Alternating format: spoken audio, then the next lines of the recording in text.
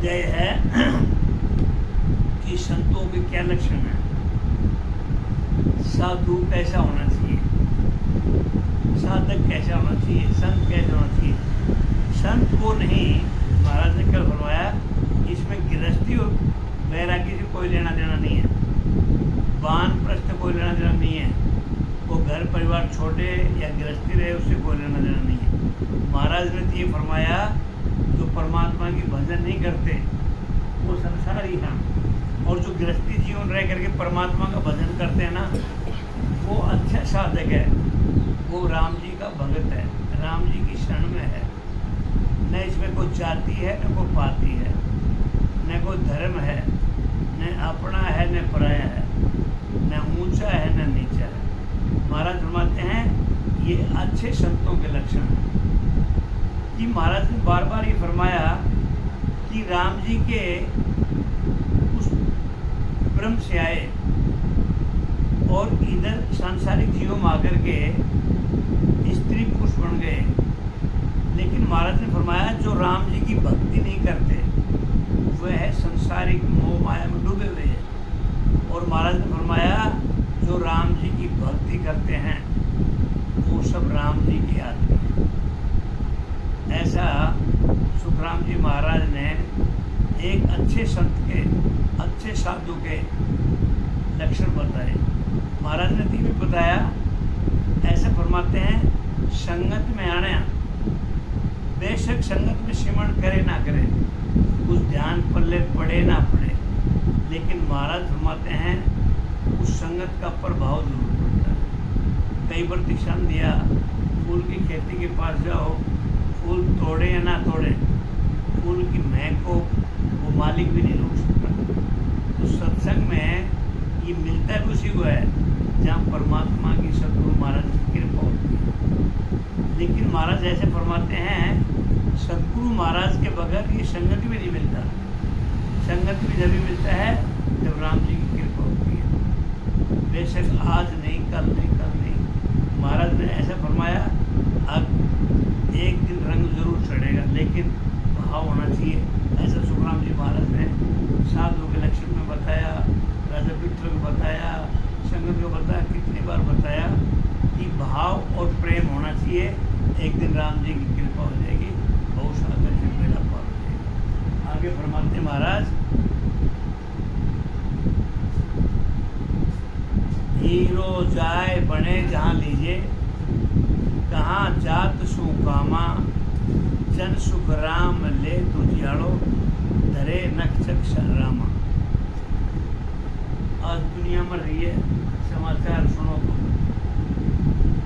घर घर में विनाश हो रहा है, और पढ़े लिखे संपन्न परिवार जो करोड़ों की संपत्ति लेके बैठे हैं और पढ़े लोग क्यों ले रहे हैं, वो कुसंगत का प्रभाव है।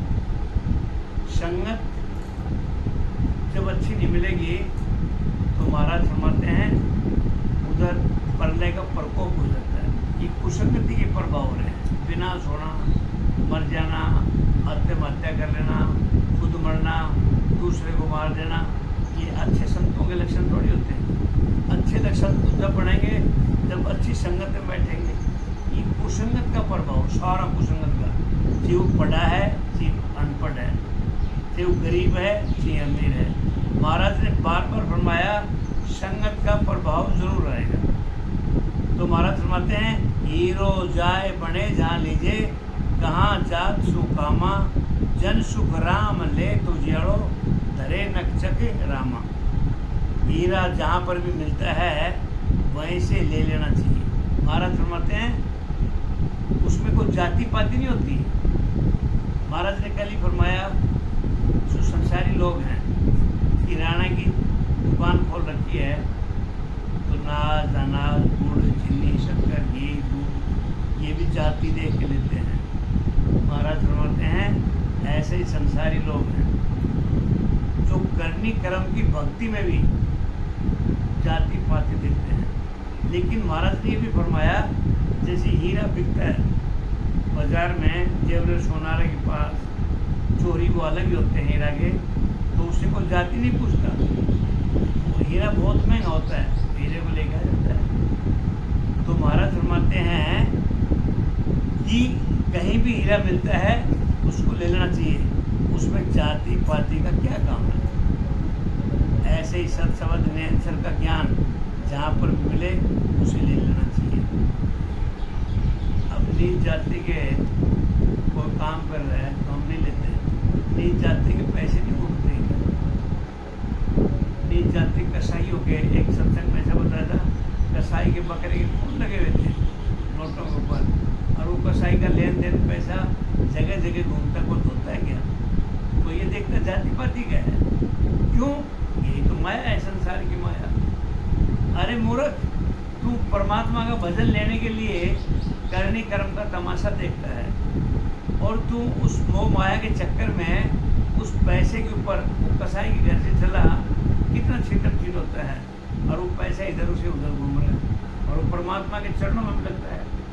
दीक्षिणा भी देते हैं, भेंट भी देते हैं। तो महाराज फरमाते हैं अब वो माया का चक्कर में तू जाति पाति नहीं देखता, लेकिन परमात्मा की भक्ति करने कर्म के चक्कर में जो देखता है, अरे संसारी तू मूर्ख। तो महाराज फरमाते हैं शब्द की जागृति होते ही सारे शरीर में, रग रग में, रोम रोम में, नख से चक्र शब्द का अनुभव होना ही प्रकाश का होना है। महाराज फरमाते हैं कोई किसी भी समुदाय का है और अच्छा सत्संग हो रहा है तो हीरा रूपी ज्ञान को हमें ले लेना चाहिए। रैदास, कबीरदास, कितने सूरदास, कितने बड़े बड़े संत हुए, ये सब निम्न जाति के थे, लेकिन ज्ञान की बरसात करते थे। हीरा रूपी ज्ञान लेके बैठे थे वो, ऐसा महाराज ने फरमाया।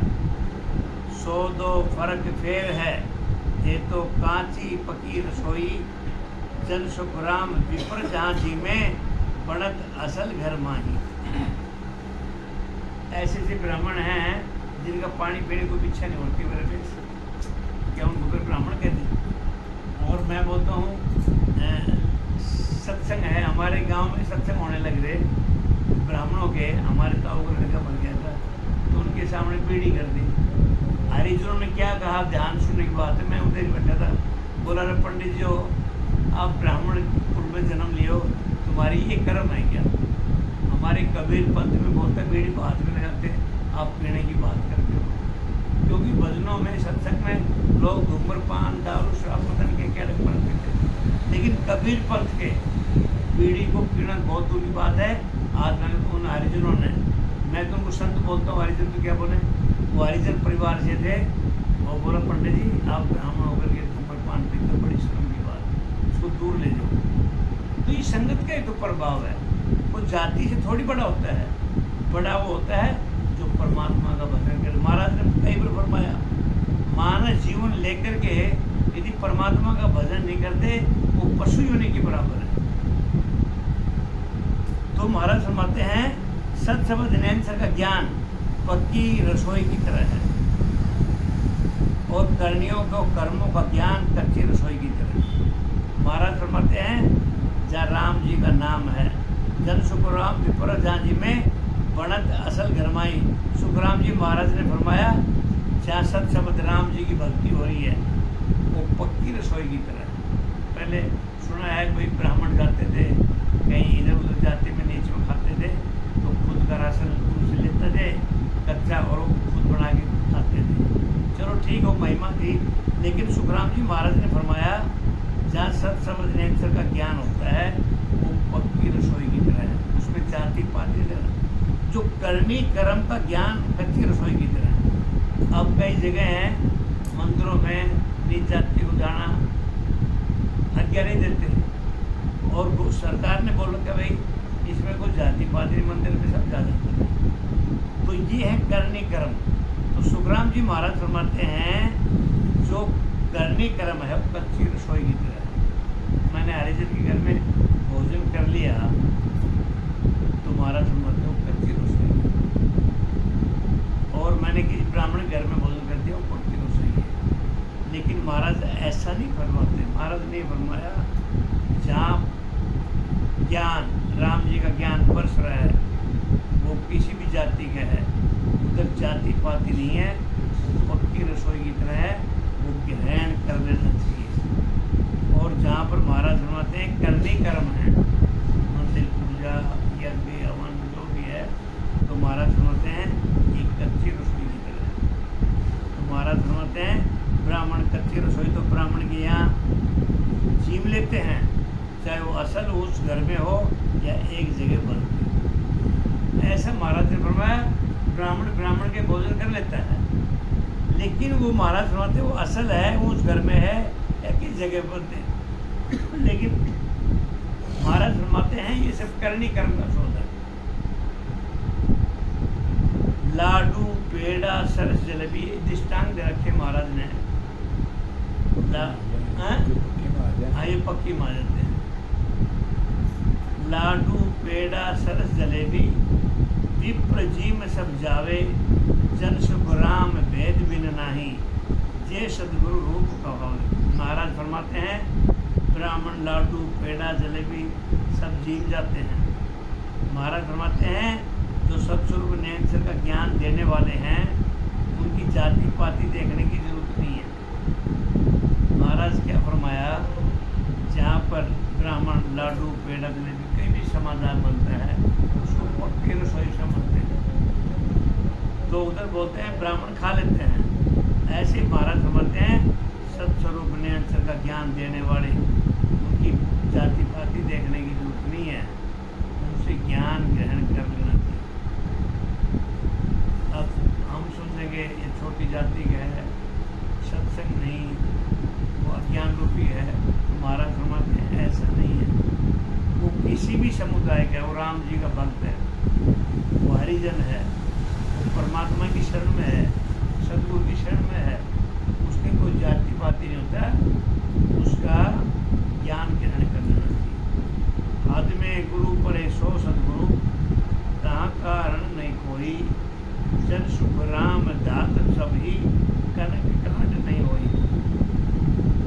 हद का ज्ञान देने वाले गुरु, ब्रह्मा प्राप्ति का ज्ञान देने वाले, ये सब सदगुरु हैं।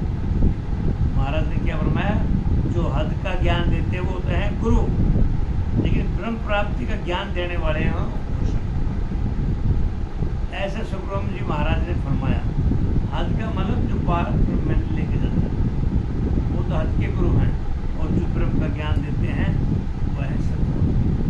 सदगुरु तो वही होते हैं जो राम जी के संत होते हैं, जो राम की सत्ता लेके आते हैं। महाराज फरमाते हैं धातु तो सभी एक हैं, परंतु सोने के काटने लगता।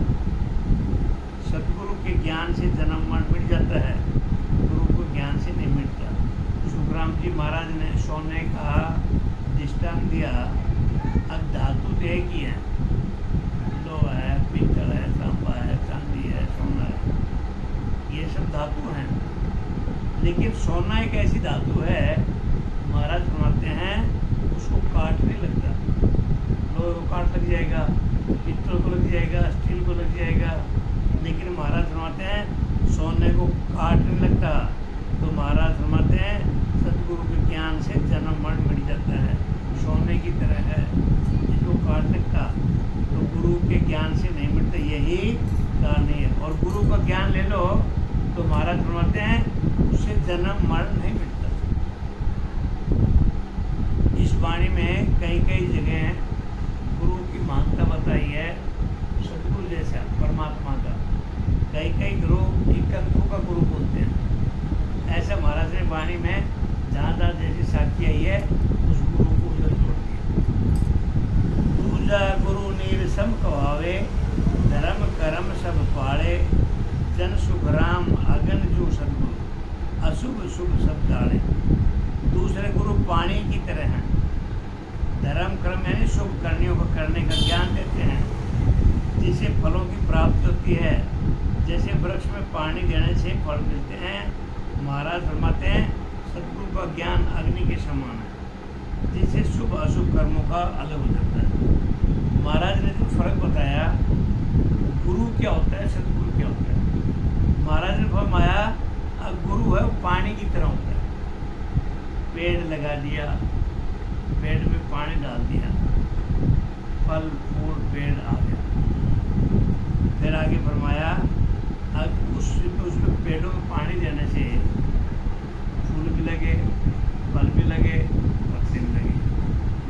संसार में इस्तेमाल होता है।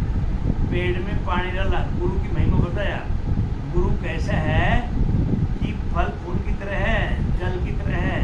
पेड़ में डाला, बड़ा हो गया, फिर उसमें पत्ते आ गए, फिर उसमें फूल आ गए, फूल इस्तेमाल होते हैं, फिर फल आया, वो खा लिया। ये संसारिक धंधा है। वे गुरु संसारिक गुरु हैं। लेकिन महाराज बोलते सदगुरु कैसा होता है?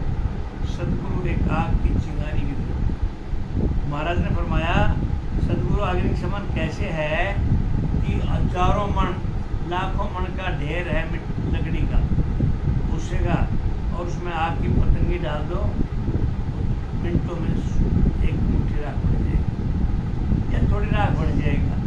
कहने का भावार्थ महाराज का ये है कि सत्शब्द रूपी अज्ञान रूपी अंधेरे को मिटा देता है, आग की तरह है। और गुरु है तो पानी के जल की तरह है। जैसे फल फूल में पानी दिया, खाया और फिर भूख लगी। लेकिन महाराज समझते हैं सदगुरु जैसा बनना चाहिए, सदगुरु की शरण में जाना चाहिए जहाँ से जन्म मन पीछे छूट जाए। दूजा गुरु जगत सु मिलता, सब मिले धर्म उसारे, जन सुख राम सतगुरु ऐसे, एको ब्रह्म विचारे। दूसरे गुरु संसारियों को सब तरह के धर्मों का ज्ञान बताता है। सुखराम जी महाराज ने फरमाया दूसरा गुरु कैसे है? जो संसारियों को इस धर्म के बारे में ज्ञान देते हैं। महाराज फरमाते हैं सदगुरु तो एक ही है जो ब्रह्म की प्राप्ति का ज्ञान बताते हैं। ये जो गुरु हैं धर्म के प्रचार करते हैं, धार्मिक ज्ञान देते हैं, वो संसारिक गुरु हैं। लेकिन सुखराम जी महाराज समझते हैं सदगुरु तो एक ही है संसार में जो ब्रह्म की प्राप्ति का ज्ञान करा देते हैं। ऐसे सदगुरु की शरण में जाना चाहिए। गुरु सो ज्ञान विचारे सारा, निरख परख ले चाले, जन सुखराम सदगुरु ऐसा, भली बुरी सब पाले। महाराज फरमाते हैं दूसरे गुरु सब ज्ञानों का उपदेश करते हैं। ये संसार में कितने गुरु हैं? बहुत सारे, लाख नहीं करोड़ ज्ञान तादाद में है।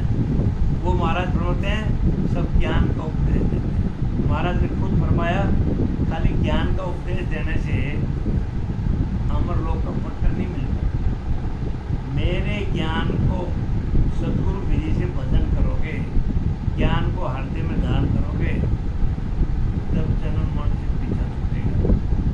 महाराज ने फरमाया संसार में ऐसे गुरु हैं, दूसरे गुरु जो खाली ज्ञान का उपदेश देते हैं। और इस संसार लोग क्या बोलेंगे, बहुत बड़ा संत है, ज्ञान बरसाया।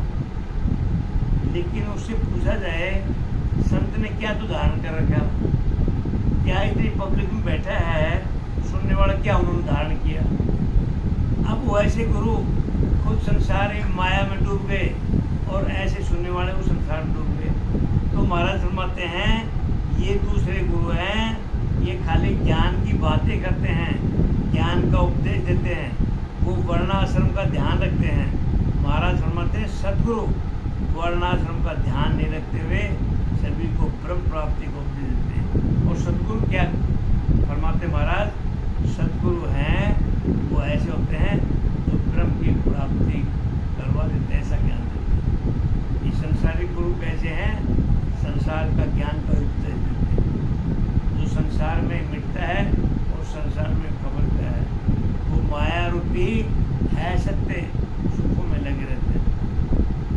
सब सु मेल रहे सो धागा, देव दरस अवतारा, जन सुख राम अगन मुख डारा, नहीं रह मेल लगा।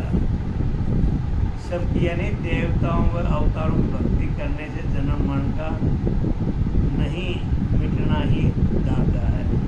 सुखराम जी महाराज फरमाते हैं देवताओं की भक्ति करो या अवतारों की भक्ति करो, ये संसार से जन्म मरण बिल्कुल नहीं मिटेगा।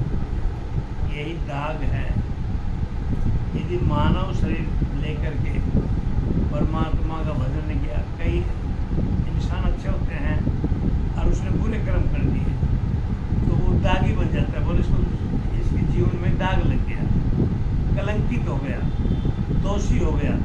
और उसको जगह जगह कलंकित बताएंगे। ये आदमी ने चोरी कर रखा है, करिए चोरी, एक बार गलती से हो गया, लेकिन वो कलंकित होता है, दागी हो जाता है। ऐसे ही सुखराम जी महाराज फरमाते हैं, जो देवताओं के अवतारों की भक्ति करते हैं उनका जन्म मन से पीछे नहीं छूट जा, वो दागी है, दागी दागा है। तो महाराज फरमाते हैं सदगुरु पद का ज्ञान अग्नि की तरह, बार बार फरमाते हैं जो सदगुरु का ज्ञान है वो अग्नि की तरह है। क्यों अग्नि की तरह है? सबको आप रूप बना लेता है। आग लगा दो, इस घर में आग लग गई, आग अपना जैसे नहीं बना लेगी जब तक आग बुझेगी नहीं। तो ऐसे ही सत्सबंध है मानव रूपी शरीर में। जब सत्सबंध की जागृति होती है तो महाराज फरमाते हैं जैसे आग अपना जैसे बना लेती है, ऐसे ही सत्सबंध विषय विकार तेरा मेरा अपना पराया झूठ साज को हटा करके और वो इस मानव शरीर को अपने जैसा बना लेता है और जन्म मरण से रहित कर देता है। नहीं तो जन्म लेना न मरना होना। महाराज फरमाते हैं ऐसे सदगुरु की शरण में जाना चाहिए। सतगुरु गुरु आतरो जोजन रात दिवस जो होई, जन सुख राम हद के गुरु सो तन मत समझे न कोई। सतगुरु व गुरु में रात दिन जैसा अंतर है। सुखराम जी महाराज ने फरमाया सतगुरु और गुरु में रात दिन जैसा अंतर है। महाराज फरमाते हैं हद के गुरु से शरीर में सत्सबंध की जागृति नहीं होती। ये जो हद के गुरु हैं संसारिक जो ज्ञान देते वेद शास्त्रों का, एक तो गुरु ये होते हैं। सदगुरु वो हैं जो ब्रह्म प्राप्ति का ज्ञान दे करके अमर लोक में पहुंचा दे, जन्म मरण से पीछे छुड़ा दे। तो महाराज फरमाते हैं हद के गुरु से शरीर में सत्सबंध की जागृति नहीं होती। ये संसारिक जितने गुरु हैं इनको संसारिक भी गुरु बोलते हैं, कर्म का गुरु भी बोलते हैं। इन गुरु के ज्ञान से महाराज फरमाते हैं सत्सबंध की गति में जागृति नहीं होती। सतगुरु सेन लखे सब न्यारी, खंड ब्रह्मांड सब सोजे, जन सुख राम तन मद साहेब, निरख निशो दिन खोजे। महाराज फरमाते हैं सतगुरु के ज्ञान से खंड पिंड ब्रह्म की शोधना होकर शरीर में रात दिन सतत सबका अखंड अनुभव होता है। सुखराम जी महाराज ने फरमाया सदगुरु महाराज का ज्ञान, सदगुरु महाराज के शरण में जाने से ये खंड पिंड ब्रह्मांड, तो महाराज फरमाते हैं इनकी शोधना होकर के शरीर में रात दिन सत्सबंध का अखंड होता है। वैसे ये पाताल लोक, ये मृत लोक, ये आकाश लोक, ये स्वर्ग लोक, या गगन बोलो, ये तीन लोगों को मानव देश शरीर से परमात्मा ने, गुरु जी ने, सतगुरु महाराज ने फरमाया ये खंड, ये पिंड, ये ब्रह्मांड।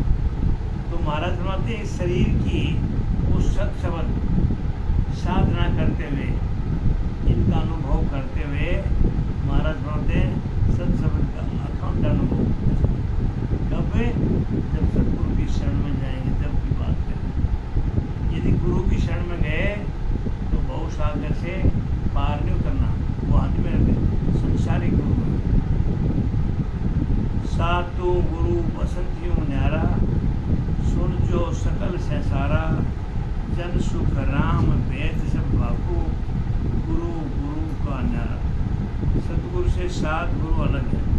सतगुरु से सात गुरु बताए वो अलग हैं। संसारी सब श्लोक महाराज फरमाते हैं मैं गुरु गुरु का अलग भेद वर्णन करता हूँ। प्रथम गुरु सो पिता कहो, सात गुरु बताए ना, सात गुरु से अलग अलग है। प्रथम गुरु सो पिता कहावे, लिंग बीज नाभ में राखे, दूजी माय सतकर भाखे, नव मास गर्भ में राखे। महाराज फरमाते हैं प्रथम गुरु पिता है जो बीज नाभि में डालता है। महाराज फरमाते हैं पहला गुरु पिता है जिसका त्रिपुटी से बिंदु छूटता है, माँ के गर्भ में जाके नाभि में डालता है। और दूसरा गुरु माता है जो 9 माह गर्भ में रखती। महाराज फरमाते हैं पहला गुरु बाप और माता, क्योंकि पिताजी से बिंदु छूटा, माँ की नाभि माया। माँ को दूसरा पुरुष ने बनाया कि 9 महीना उस जीव को अपने गर्भ में रखा। तीजा गुरु गर्भ से झेले, दाई जतन करे मुँह मेले। चौथा गुरु ब्राह्मण भाई, दिया नाम जगत के माई। महाराज फरमाते हैं तीसरा गुरु है दाई, जो गर्भ से झेलकर पृथ्वी की सुलाती है। माँ, पहला पिता, फिर माता, तीसरा दाई, जो माँ के गर्भ से निकाल करके और मलमूत्र से निकाल करके पृथ्वी पर सुलाती है। चौथा गुरु ब्राह्मण है, जो जगत में शरीर का नाम निकालते हैं। ख्वास गुरु सबके समारे, मस्तक हाथ मुंड पर धारे। कन फूका सदगुरु भावे, कर्माड़ा अवतार।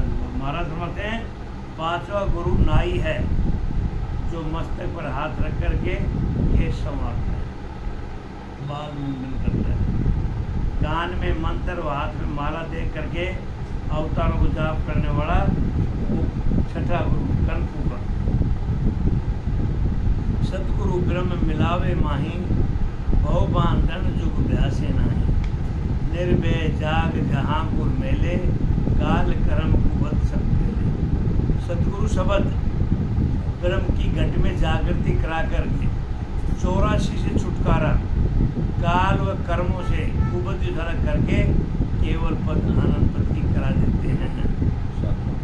वो सातवां सुखराम जी महाराज ने फरमा दिया, बिल्कुल कुबुद्धि माने कुनिष्ठा, बुरे विचार,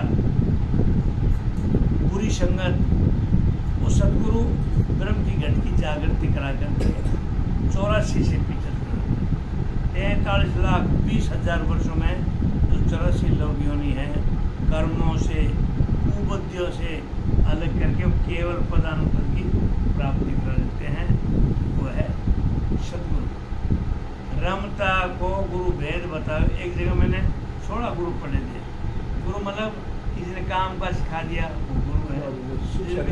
हाँ, शिक्षा वाला गुरु है। नौकरी में को काम सिखा दिया, वो गुरु है। ऐसे लेकिन मुख्य महाराज ने ये गुरु को वर्णन किया। रमता को गुरु भेद बतावे, दासंग होए गिगत घरावे। ऊंची ज्ञान गम सब देवे, जड़िया ताक खोद सब देवे। जो श्वासा सब में रम रहा है। महाराज फरमाते हैं जो श्वासा रूपी धन है वो हर प्राणी में रम रहा है, हर प्राणी के घट में है। क्योंकि जब तक श्वास नहीं होगा तो हम ही मर जाएंगे। उसमें तो महाराज ने भक्ति का कोई उल्लेख नहीं किया। महाराज ने फरमाया अभी जो श्वासा सब में रम रहा, सब हो, पापी हो, धर्मी हो, ऊंचा हो, नीचा हो, चोर हो, जार हो, सांस तो सब में है। उसके साथ श्वासों श्वास में भजन करने का भेद बताते हैं। तब सत शब्द की जागृति होकर उसके साथ की घर में पहुँचते हैं। सदगुरु विधि से भजन करने पर खंड पिंड ब्रह्मंड यानी सारे शरीर में ज्ञान का होना ही जड़िया ताक। ऐसा सुखराम जी महाराज ने फरमाया। ये श्वासा रूपी धन सबके अंदर है, हर इंसान में है। लेकिन महाराज फरमाते हैं उस श्वासों के साथ, सांसों श्वासा में भजन करने का जो भेद बताते हैं वही सदगुरु है। जो सत शब्द की जागृति करा दे वही सदगुरु है। जो गिगन में पहुँचा दे वही सदगुरु है। ऐसा महाराज ने फरमाया। खंड ब्रह्मांड यानी सारे शरीर में ज्ञान का होना चढ़िया। सदगुरु मिला भरम सब भागे, अणबे ज्ञान आत्मा जागे। नेचल होए चले जन जाही, सो करता नर पाप माही। सदगुरु की शरण लेने पर कोई भ्रम नहीं रहता। महाराज फरमाते हैं सदगुरु महाराज की शरण में चला गए तो कोई किसी तरह का भ्रम नहीं रहता। भ्रम का मतलब संशय, संख्या।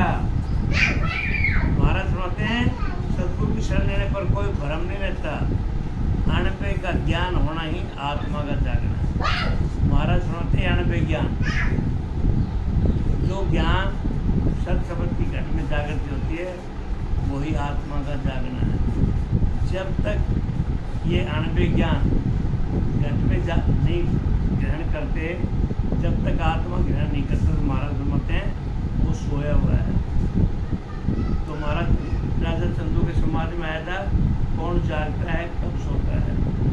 तो महाराज ने ये फरमाया था, मैं परमात्मा के भरोसे सोता हूँ लेकिन जागता हूँ तो मैं काम करता हूँ। लेकिन सुखराम जी महाराज ने फरमाया, अरे जो परमात्मा का भजन नहीं करता वो सोया हुआ है, जागा नहीं है।